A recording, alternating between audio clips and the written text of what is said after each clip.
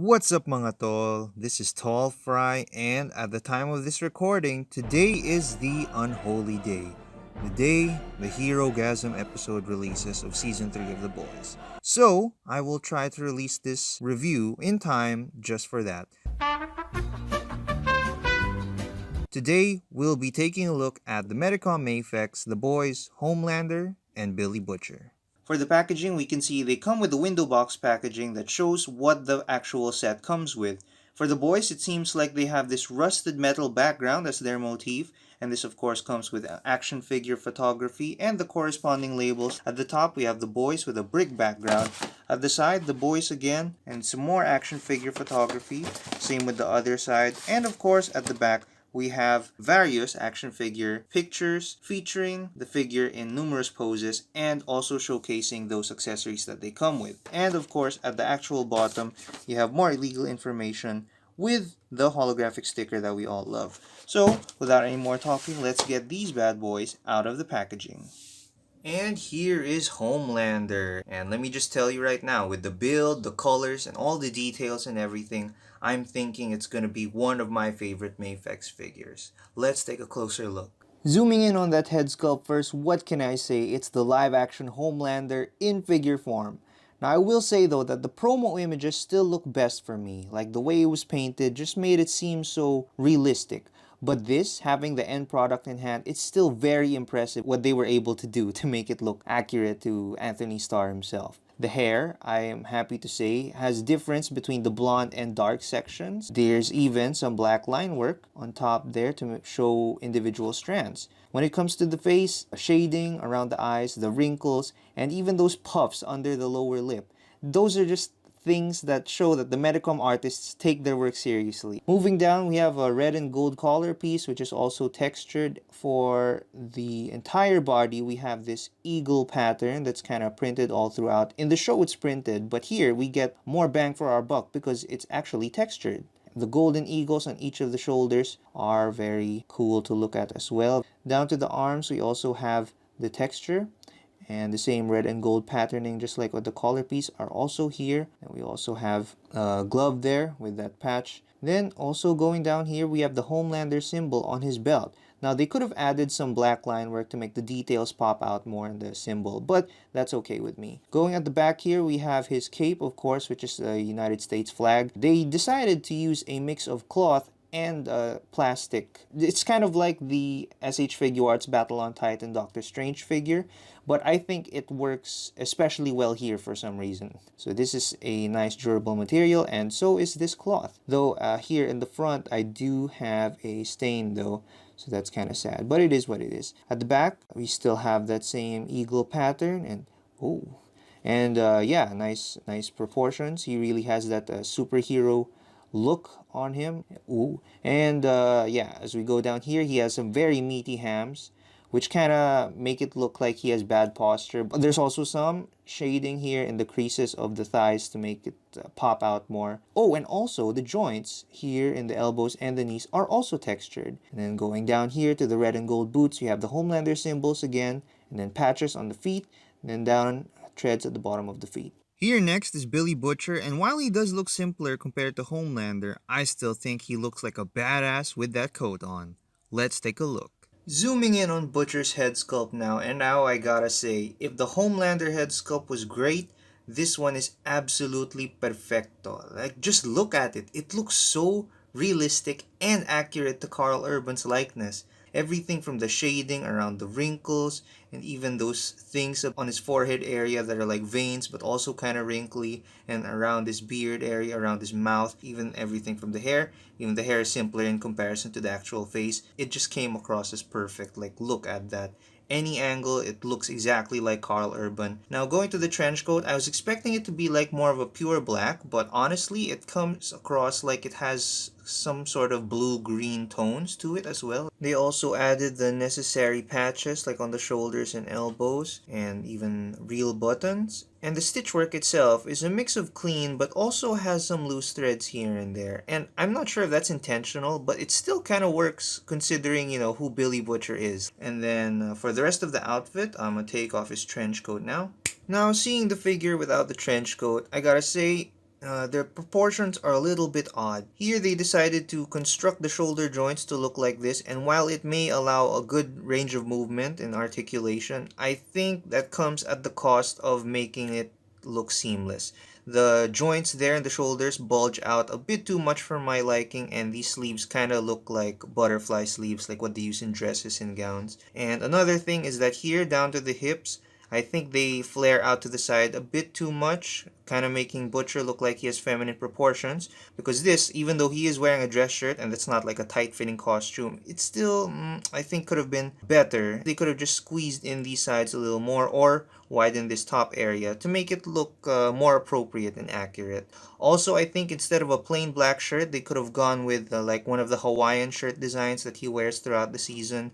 Something to break up this all black theme that he has going on here. In that sense, here at the front and back, there are some sculpted in wrinkles. The arms are pretty plain, nothing too special. Then down to the pants, also plain matte black. At least everything here is matte. Sculpted in wrinkles, even here, the joints. With the boots, they look pretty darn cool as combat boots. One unique thing he has is the gold necklace, and down at the bottom of the feet he has treads. So starting with Homelander's articulation, I have to say it's pretty solid, like a rock, because it does certainly have some tough and tight points. Starting with his head movement, it seems to be pretty decent, good way down and okay way up, though he can't look up all the way, which kind of spoils and ruins flight poses. He has some good head tilting, and side to side is also decent. Of course, he can also turn it all around like that. Then with the arms, this is where it kind of becomes complicated because of those shoulder eagle pauldrons. They kind of do get in the way, though they did devise a system for them to be able to shift just like that, see, so that it can create some kind of space when trying to articulate. It can only go up that far unless you let the eagle slip past the top of the cape just a little bit, and then you can get his arms at a little bit higher angle than usual, but still no T-pose though. He can, however, go all around. You just need to be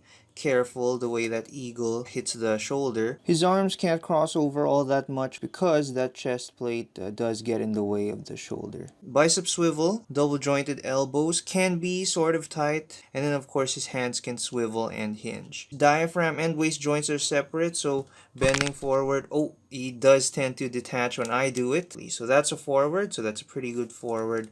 Going back, because it does tend to, okay, so the waist joint doesn't exactly allow for the biggest movement, so you're gonna have to rely more on the diaphragm, I guess.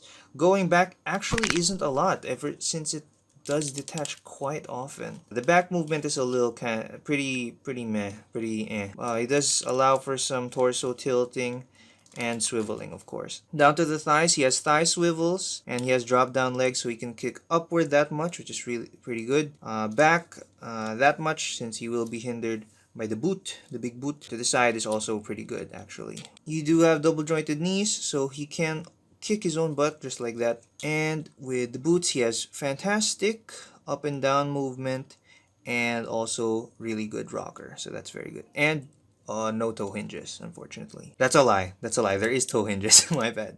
It's just really tight. Oh, and then of course his cape can articulate as well since it is wired. Also, I like the way it's folded like that out of the packaging. Makes it seem pretty neat. Now for Butcher's articulation, I'm going to show it without the coat since that's where we can see the max range of movement for this figure. And with the simpler body, I think it does reach better heights in terms of articulation. He can look down really good just like that, and up.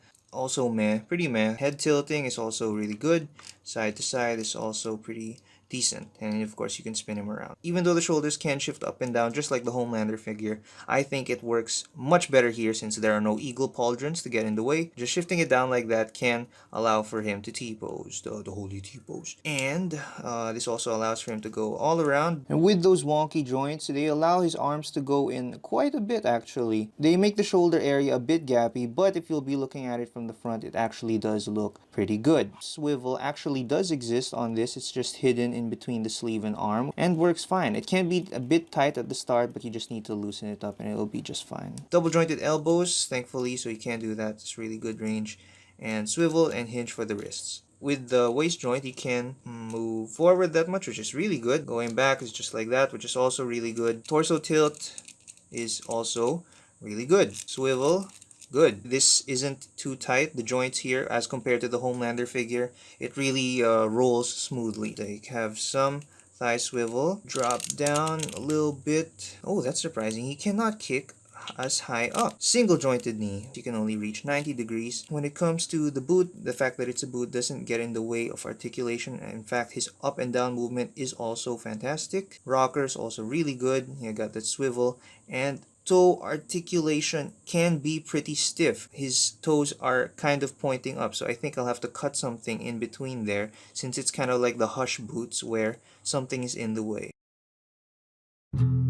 It will kind of be bothersome when he's just standing still, but it is not impossible. He can still pull it off. And now going over Homelander's accessories, he comes with 5 interchangeable pairs of hands. Splayed open, more splayed open, less splayed open, or relaxed, pointing, and thumbs up. And all these look cool. They come with the same design of gloves. The pointing and thumbs up hands are especially appreciated because those add a little emotion, I guess, or pizzazz. He also comes with 2 heads, one smiling and one angry with laser eyes. Taking a closer look at them here, I think it looks great. In fact, I think I like this head sculpt more than the neutral one because it actually does remind me of Anthony Starr more than the neutral one does. Maybe it's the way the eyebrows are painted once again, or something with the eyes. And taking a closer look at the angry head sculpt here, it also looks very good. The bangs are kind of falling down now. I believe this is from that scene where he was in the airplane. I just kind of wish they gave us another head sculpt. Maybe one where he is poker face but with the laser eyes. Or, of course, they could have added the bloody head sculpt. I mean that literally, by the way, not in a British way. A bloody head sculpt from the end of season 2 because that looks really good, but I guess they couldn't cram that into production. And last but not least, he has this alternate chest piece, which can be swapped out with the current one. This is what he's like when he's in the office, just chilling. He did it most in season 1. I don't think he's been doing it lately, but yeah, he's just switched out like that. Pretty simple. No magnets though. They relied on pegs, which doesn't really bother me too much. And switching out the head sculpts is also very, very easy. Yep, just like that.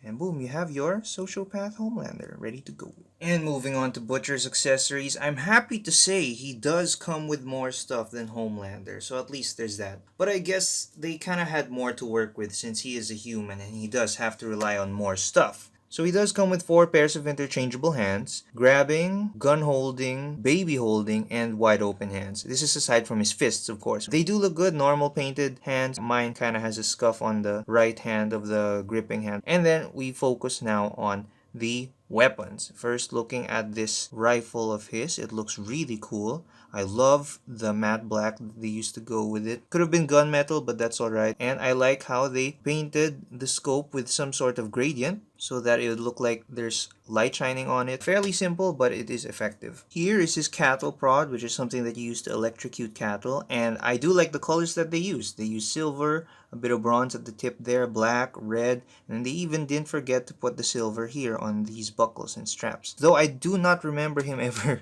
using that in the first or second season. His lucky crowbar now with that gunmetal gray, which is absolutely gorgeous. Very simple also, but also very effective. Last weapon here, most unique out of all of them, is the baby, the laser baby that is. Covered in white clothing, he does have a peg hole here for the baby holding hand, which has a peg to make it secure. Do not think dirty thoughts, you imbeciles. I do like the laser effect in his eyes, though it would have been cool if he also had a head with no lasers so that they can have some variety there, but that's okay. We have a watch piece for some reason. Very simple, it's just all in gray plastic. Nothing really special, just something to add when Butcher's not wearing his trench coat, I suppose. Last but not least, an alternate head sculpt for Butcher as well. Just like the neutral head sculpt, this looks absolutely perfect. As Karl Urban has a lot of attitude with his smiling face. You can do this when he's beating up people or when he's just happy in general, yeah. And putting these two side by side, we can measure them. And Homelander stands at around 6.5 inches, while Butcher stands just shy of 6.5 inches. And since we don't have any other Mafex The Boys figures just yet, we'll have to compare these two to other characters from different universes. Here they are next to the Mafex Endgame Captain America. Here they are next to the Marvel Legends Endgame Captain America, the NECA Halloween Kills Michael Myers, Marvel Legends Daredevil, and last but not least, the SH Figuarts Battle on Titan Doctor Strange. So in conclusion, these two are absolutely impressive figures from an amazing series. When looking at the figures alone, Homelander is objectively the better one, as expected when you compare a dude in casual clothes and a guy in a superhero suit. And while Homie is a bit lacking in accessories, he does go for quality over quantity. Butcher, on the other hand, is no slouch either, with a perfect Karl Urban likeness and a mischievously fun set of accessories that make him the perfect match to Homelander or other heroes you want offed. Though his upper body proportions and lower body articulation could be a bit better, it's nothing that a trench coat and some proper posing can't fix. Medicom hits another home run with these two, and I'm telling you now, if you really like the boys, do not skip out on these, as these are essential for collector fans of the show. So who's your favorite character in the boys? Let me know in the comments down below, and like and subscribe while you're at it. Share this with your friends, and remember, you are the real heroes. So I just finished season 3 of The Boys, and Herogasm is probably still my favorite episode. Medicom, if you're watching this, please give us a Soldier Boy figure ASAP, and maybe an accessory pack with season 2 and 3 versions of Butcher and Homelander.